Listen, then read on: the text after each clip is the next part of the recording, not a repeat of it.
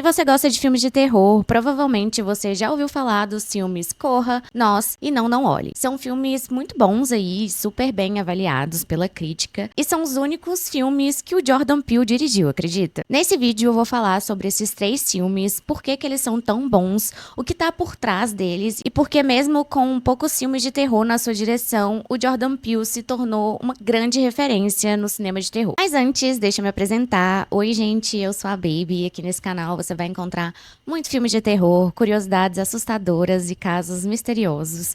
Então, se você gosta desse tipo de assunto, já deixa seu like aqui, se inscreve no canal, deixa seu comentário e me segue em todas as redes sociais que eu vou deixar aqui na tela pra vocês. Todo dia tem vídeo curto e toda semana tem pelo menos 2 vídeos longos. E, gente, me desculpa se o áudio ficar um pouco diferente. Hoje é porque eu tô gravando com o ventilador aqui, vocês estão vendo que meu cabelo tá voando, mas assim, não vai ficar porque eu testei, mas se ficar ruim, é por causa disso, gente. Eu tô gravando de madrugada, são 1h30 da manhã, e mesmo assim tá calor, então assim, foda. O Jordan Peele é um cineasta, roteirista, produtor, ator e comediante norte-americano, mais conhecido por ter feito parte do elenco do Mad TV entre 2003 e 2008. Nascido em Nova York e com 46 anos atualmente, ele estourou no cinema de terror depois de ter escrito e dirigido Corra, cujo roteiro rendeu pra ele um Oscar de melhor roteiro original em 2018, o tornando a primeira pessoa negra a receber o prêmio na categoria. O filme Corra, de 2017, foi a estreia do Jordan Peele na direção, o que ia marcar o início da identidade dele produzindo filmes de terror social ou thriller social, que é aquele filme de terror em que o grande monstro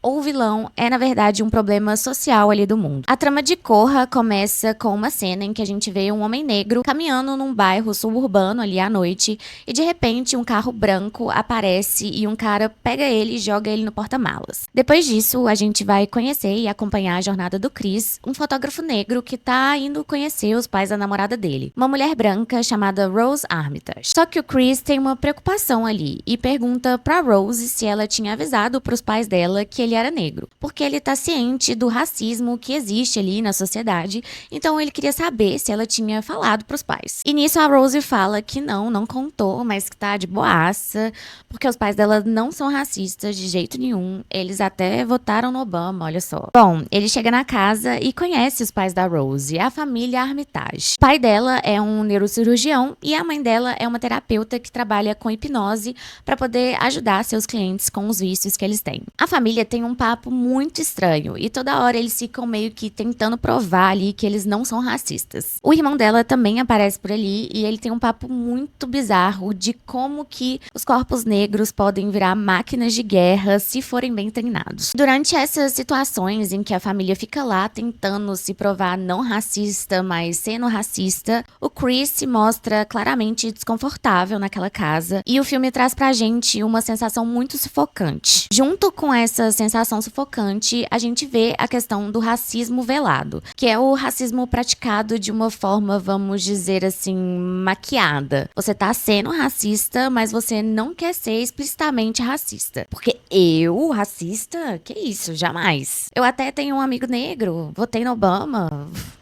Ao mesmo tempo que o Chris tá super desconfortável, ele também percebe que tem alguma coisa errada ali na casa. É aí que logo na primeira noite ele vai dormir, acorda no meio da madrugada e não consegue continuar dormindo mais. Nisso ele acaba tendo uma experiência muito estranha com 2 funcionários ali da casa. A Georgina, uma mulher negra, e o Walter, um homem negro. Eles têm um semblante muito esquisito, meio que apáticos e distantes. O Chris até tenta se comunicar com eles, mas não dá muito certo não. Bom, o Chris fuma o cigarrinho dele ali, dá uma volta e vai tentar dormir de novo. Mas no meio do caminho, ele encontra a mãe da Rose e ela leva ele pra uma sala onde ela pratica as hipnoses dela. Eles começam a conversar e, sem perceber, ele acaba sendo hipnotizado por ela. Ela tem uma xícara assim e ela roda a colherzinha e faz ding, ding. E de repente, o Chris meio que mergulha nas profundezas da mente dele e não consegue mais controlar seu próprio corpo. Ele começa a chorar, meio que paralisado, com os olhos abertões assim e as lágrimas só descendo aqui. Mas ufa, ele acorda e percebe que era tudo só um sonho. Nisso vai rolar um churras / almoço ali na casa e chegam vários convidados brancos que tratam Chris como um objeto. Eles fazem umas perguntas sobre a força dele, a genética dele dele e a moda negra. Um homem negro chamado Logan aparece e a gente vê que ele é o cara lá do início do filme que tinha sido sequestrado, lembra? Ele agora tá de outro jeito e tá namorando uma mulher muito mais velha. O Chris tira uma foto do Logan e o Flash parece acordar ele por alguns segundos e ele começa a gritar: sai daqui, sai daqui. Que em inglês é Get Out, que é o nome do filme. Get out. Sorry, man. Okay. Get out! Yo! Yo! Chill, man. Get out! Chill, man. Chill.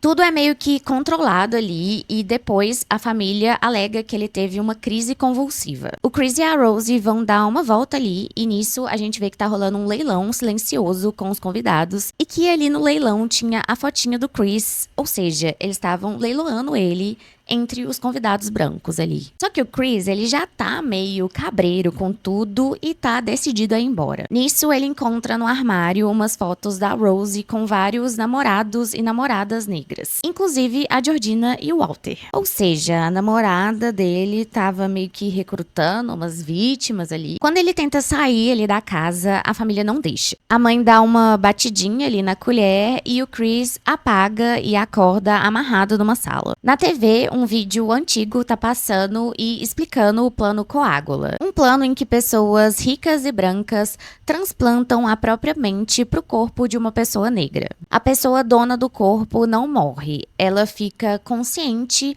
mas trancada lá no fundo no Sunken Place. E o cara que quer comprar o Chris é um cara chamado Jim Hudson, um curador de arte cego que admira o olhar do Chris na fotografia e quer usar o corpo do Chris para ele conseguir enxergar e fotografar. Só que o Chris, que não é burro, consegue fingir que ele foi apagado ali pelo som e coloca tufos de algodão do estofado no ouvido pra realmente não ser hipnotizado ali. E quando o irmão da Rose entra, o Chris parte pra cima e foge. A partir daí é meio que um acerto de contas. Ele empala o pai com a cabeça do cervo pendurado na parede, enfrenta a mãe e trava uma luta cabulosa ali com o irmão no hall. Ele foge de carro, mas acaba atropelando a Georgina e fica tomado ali pela culpa porque ele tem um trauma com a morte da mãe dele. Então ele volta e coloca a Georgina no carro. Só que a Georgina não é a Georgina.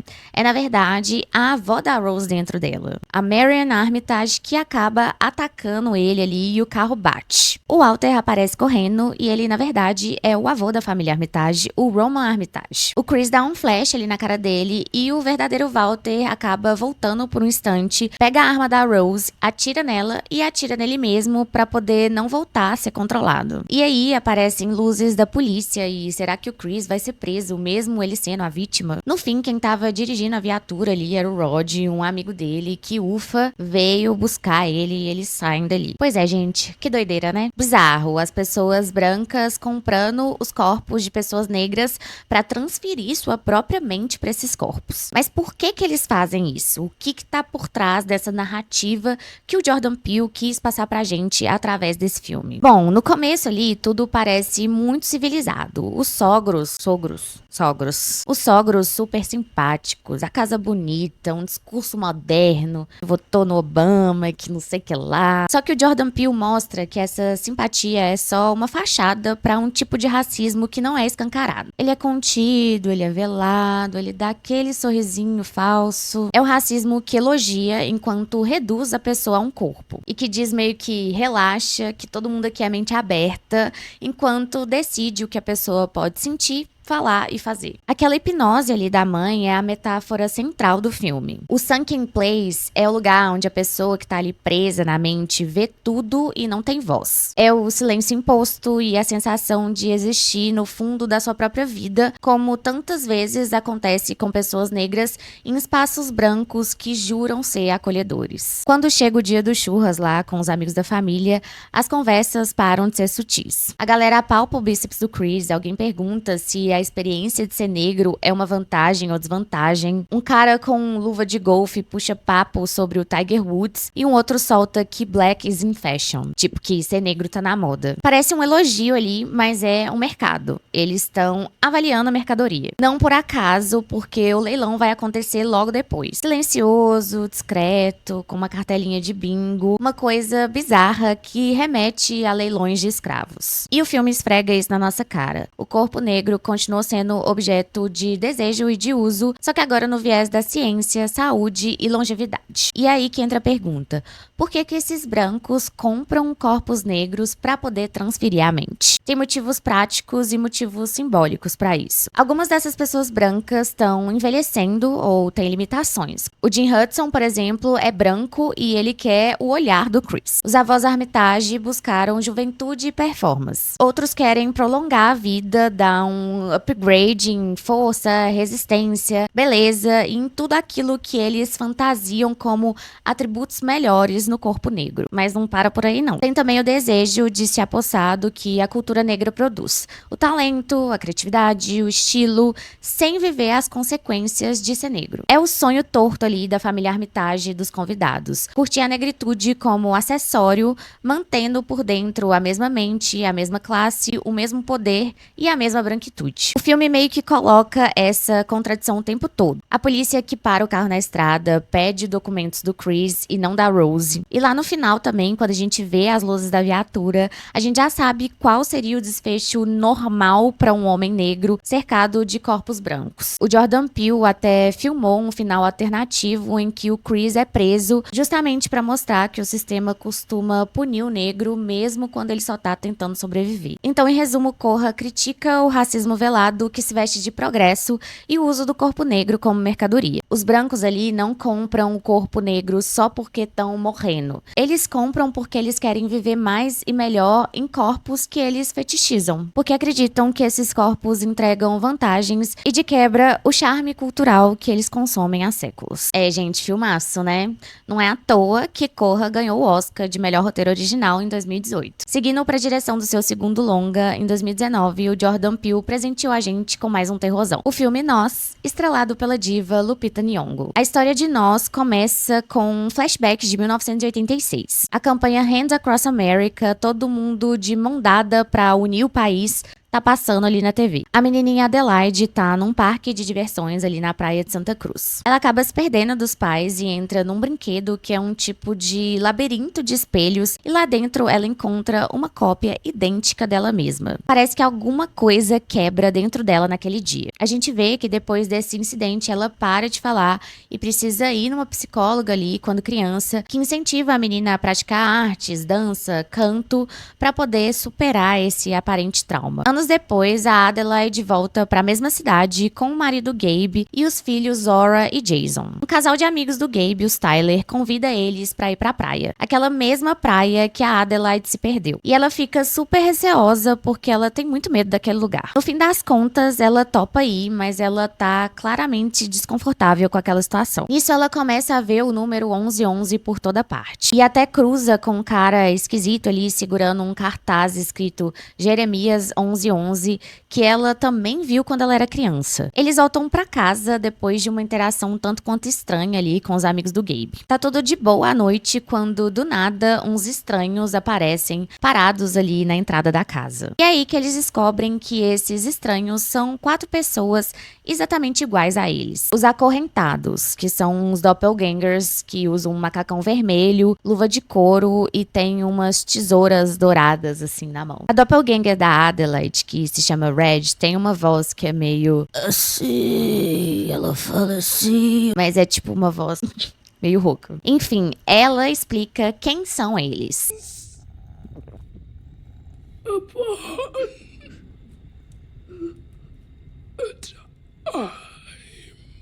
Os acorrentados são cópias físicas das pessoas reais da Terra. Essas cópias moram em túneis subterrâneos e foram criadas em um experimento do governo para tentar controlar a população da superfície. Mas o experimento falha. Eles conseguem duplicar os corpos, mas não a alma. E o resultado é que os acorrentados ficaram presos às suas pessoas reais, que nem sombras. E eles são forçados a imitar de uma forma bem horrível, inclusive, as ações dos originais. Vivendo abandonados nos túneis, comendo coelhos e repetindo em versão distorcida a vida de cima. Os acorrentados tentam separar a família ali. O doppelganger do Gabe arrasta ele pra um barco e quase mata ele. A doppelganger da Zora corre atrás dela igual um bicho muito louco. O do Jason é um menininho bem estranho que tem um comportamento ali de um cachorro e fica imitando o Jason como um espelho. E a Adelaide fica sob a mira da Red. Mesmo assim, aos trancos e barrancos, a família escapa e corre pra casa dos vizinhos, os amigos lá do Gabe e os Tyler. Só que chegando lá, eles dão de cara com todo mundo morto ali. Os doppelgangers da família Tyler já tinham chegado lá e acabado com todo mundo. Rola uma luta ali da família da Adelaide contra os doppelgangers dos Tyler e eles acabam conseguindo matar todo mundo. Finalmente, eles sentam ali um pouquinho, tipo, deixa eu descansar aqui um pouco, que eu já matei muita gente, tô cansada. E é aí que eles veem pela TV que o país inteiro tá tomado por cópias doppelgangers e que depois de matar todos os originais, eles estão formando uma corrente humana de mãos dadas. E esses doppelgangers, eles querem o quê? Eles querem viver a vida dos originais, gente. Uai, a vida boa. Chegou a vez deles. Eles querem essa vida agora. A família pega o carro e decide tentar fugir, mas a situação piora quando a Red sequestra o Jason. Para resgatar o filho, a Adelaide decide descer nos túneis da praia que ficam ali debaixo do brinquedo dos espelhos, e lá embaixo ela encontra o lugar onde os acorrentados vivem. Uns corredores bem estranhos, umas salas de aula abandonadas e uns coelhos soltos. A Red conta tudo pra ela, que aquilo começou com um experimento do governo que tentou copiar as pessoas para controlá-las. O projeto foi abandonado e as cópias ficaram presas lá por décadas, vivendo uma vida miserável, só reproduzindo o que acontecia em cima. Mas que ela foi eleita a precursora ali do movimento dos doppelgangers livres e que ela que tava liderando geral ali pra quicar os originais e tomar o lugar deles. É aí que acontece pra mim a melhor cena do filme, que é uma cena muito boa, gente. O duelo final entre as doppelgangers Adelaide e Red, que é uma luta meio dança ali entre as duas, com uma versão balé da música I Got Five on It.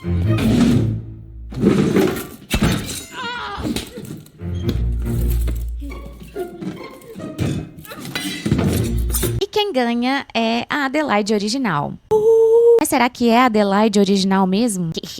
Bom, a gente descobre que lá no passado, em 86, a Doppelganger Red agarrou a Adelaide original criancinha, desmaiou a menina e tomou o lugar dela. A Adelaide que a gente acompanhou sempre foi a acorrentada que escapou. E a Red, a menina original, que foi deixada no subterrâneo e virou a líder da revolução. O Jason é resgatado, tá todo mundo ali são e salvo no carro indo embora. E o filme dá a entender que o Jason percebe ali, pelo jeito que a mãe respira e por tudo que ele viu, que a mãe pode ser a Doppelganger. E acaba o filme Nós, que é o meu preferido dos filmes de Jordan Peele. Eu acho ele muito bom e eu acho a atuação de todo mundo muito boa nesse filme. Qual que é a crítica social do filme? Em Nós, o Jordan Peele usa a história da família versus os invasores doppelgangers pra cutucar um assunto bem maior. Quem é que tá vivendo confortável na superfície e quem é que ficou esquecido lá embaixo pagando essa conta? A ideia central é simples. O monstro ali não vem de fora. O monstro somos nós.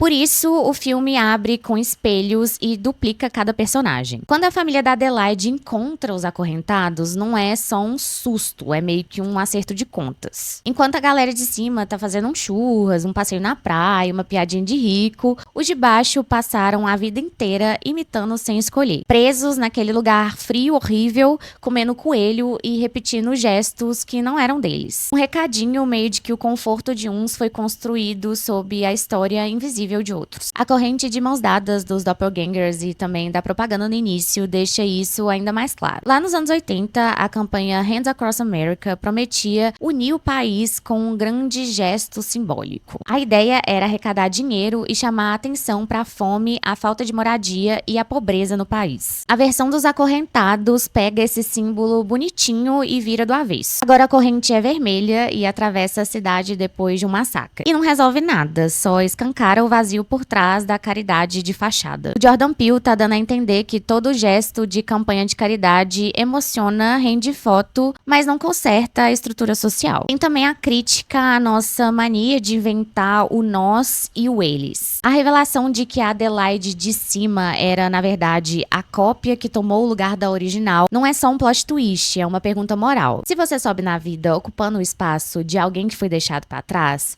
o que isso faz com a sua identidade? E digo mais, o quanto você topa não olhar pra origem desse conforto pra continuar chamando ele de mérito seu. Quando o Jason entende quem é a mãe e abaixa a máscara, o filme sugere um pacto ali. Existem segredos que simplesmente mantêm a superfície funcionando. E aqueles 1111 também tem significado, tá? 1111 é um espelho puro, tipo, 11 ao contrário, 11, espelho, 11. Vocês entenderam, né? E a citação de Jeremias 11:11 falava, em essência, sobre consequências que ninguém consegue evitar. No filme, isso vira tipo um presságio. Tudo que o país empurrou pro subsolo retorna como uma sombra organizada. As tesouras reforçam essa ideia de duplo grudado. Duas lâminas iguais, presas por um pino que, quando se movem, cortam. No fim, a crítica de nós é um espelho bem na frente da nossa cara, assim, falando que a desigualdade não é uma parada distante, não. Ela tá bem na nossa cara. Ai, gente, nós é perfeito. Chegamos em 2022, ano de lançamento do último longa dirigido pelo Jordan Peele, Não Olhe, dessa vez com um terror de ETs. O filme abre com um set de sitcom dos anos 90. Um balão acaba estourando e o chimpanzé Gordy enlouquece e ataca todo mundo, causando um super massacre ali. O menininho que era o astro daquele show ali, o Jupe, só não morre porque ele fica escondido e não olha de frente pro chimpanzé. Anos depois, esse menininho acaba se tornando o dono de um parque temático de faroeste, o Jupiter's Claim, que fica perto do rancho da família Haywood, uma família que há gerações treina cavalos para atuarem no cinema. Um certo dia ali, alguns objetos começam a cair do céu. Moedas, chaves, e nisso uma moeda atravessa o olho ali do patriarca da família Haywood, que acaba morrendo. Os irmãos O.J. e Emerald tentam manter o negócio ali do pai, mas os Sets já não querem mais os cavalos deles. Por causa disso, o O.J. começa a vender animais pro Jupe, sem saber que o vizinho tá usando esses cavalos como uma isca ali pra alguma coisa no parque. É aí que uma coisa muito estranha aparece no céu. Uma nuvem que não se mexe e quando ela passa, a energia elétrica toda cai. O O.J. vê algo grande se movendo por trás dessa nuvem e percebe que talvez aquilo não seja uma nave. Parece tipo um bicho, um predador que age como dono do território ali e reage quando é encarado. Os irmãos então bolam um plano. Se eles conseguirem filmar direito o que tá acontecendo e o que tá lá em cima, eles vão conseguir divulgar isso na mídia. E se eles conseguirem a foto pra ir pra Oprah, como eles falam aí, eles vão ganhar muito dinheiro, fama, notoriedade e vão conseguir salvar o rancho ali da falência. Pra eles conseguirem fazer isso, eles chamam o Angel, um técnico que manja ali de câmeras. E eles enchem o rancho daqueles bonecos de posto inflável, sabe? Pra poder conseguir mapear onde que a energia elétrica acaba. Enquanto isso, o Jupe resolve transformar aquele fenômeno todo que tava rolando em um show. E o que ele tava tentando fazer ali? Ele já tava tentando atrair aquela criatura ET ali no off. Por meses, ele alimentou a criatura com os cavalos que ele comprava do O.J. pra poder acostumar ela a aparecer num horário e área previsíveis. E ele tava super achando que ele tava conseguindo domar aquela criatura. O Jupe então prepara o Star Lasso Experience, a primeira apresentação pública dessa criatura. Mas tudo dá terrivelmente errado quando a criatura chega e devora todo mundo. O bicho desce feito um disco voador, engole todo mundo e depois cospe sangue em cima da casa dos Haywood, aquela famosa cena da chuva de sangue. A partir daí, a missão dos irmãos ganha outro peso ali também, né? Não é só conseguir filmar, eles precisam sobreviver também. Como tá sem energia elétrica ali, eles precisam filmar sem depender de eletricidade. E é aí que eles trazem o lendário diretor de fotografia Antlers Holst. Antlers. que aparece com uma câmera de manivela. E eles traçam um plano ali pra tentar fazer aquilo tudo dar certo. Ah, e uma coisa importante que eu esqueci de falar. Você não pode ficar olhando pra essa criatura. Se você não olhar, ela tende a te deixar em paz. Bom, a criatura resolve se mostrar ali. Ela se desdobra e vira uma espécie de água-viva gigante, parece um tecido também, meio hipnótica e mortal. Ai, gente, essa parte me dá muita agonia, viu? Porque eu tenho pânico de água-viva. Então, imagina um ET de água-viva. O diretor Antlers consegue filmar as imagens épicas, mas ele fica totalmente obcecado por conseguir mais um take e acaba se sacrificando ali, sendo devorado. O O.J. puxa a criatura pra longe, montando ali no cavalo e usando a regra de ouro de não olhar direto pra criatura.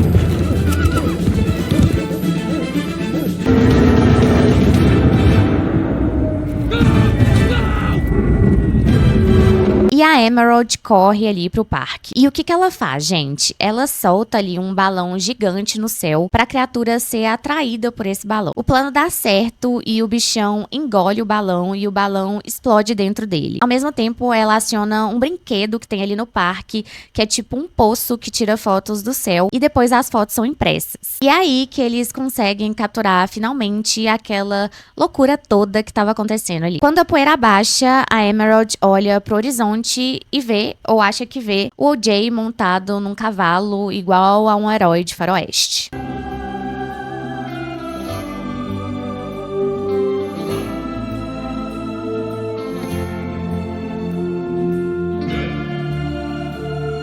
Bom, em Não Olhe, o Jordan Peele pega um filme de OVNI no faroeste e usa isso pra poder falar de espetáculo. Essa mania nossa de transformar tudo em show e conteúdo e do preço que a gente paga por isso. Quase todo mundo ali tenta tirar algum lucro daquela criatura extraordinária. O Jupe monta um parque e programa a aparição do OVNI como se fosse um número de circo. O diretor lá, o Antlers, persegue o plano de tentar filmar aquilo, mesmo isso custando sua vida. Até a Emerald e o O.J. falam da foto pra Oprah. A prova perfeita que ia colocar eles no sofá de todos os talk shows. Daí vem uma ideia muito forte do filme, que é o olhar como arma. A criatura só ataca a gente quando a gente encara. Sobrevive quem não olha, quem se recusa a virar plateia. O Jordan Peele tá dando a entender que certos horrores crescem porque a gente alimenta com o olhar, com o clique, com a view. Quando o O.J. abaixa os olhos pra poder conduzir o cavalo ali, ele literalmente tá saindo do jogo do espetáculo. É o oposto do Jupe, que convida todo mundo a olhar e é engolido também com todo mundo olhando. Ligada a isso, vem a crítica à exploração de animais e pessoas na indústria do entretenimento. O início com o chimpanzé Gordy é bem didático. Um set tenta controlar um bicho selvagem em um ambiente artificial, um detalhe dá errado e acontece um massacre brutal e violento. O Jupe viveu aquilo, mas ele aprendeu a lição errada. Em vez de respeitar os limites, ele tenta domar outro predador para poder vender ingresso. O filme lembra que o show business tem uma longa história de domar o que não deveria ser domado. Animais, riscos, traumas, até alguém que se machuca no set. E quando dá ruim, todo mundo segue em frente como se fosse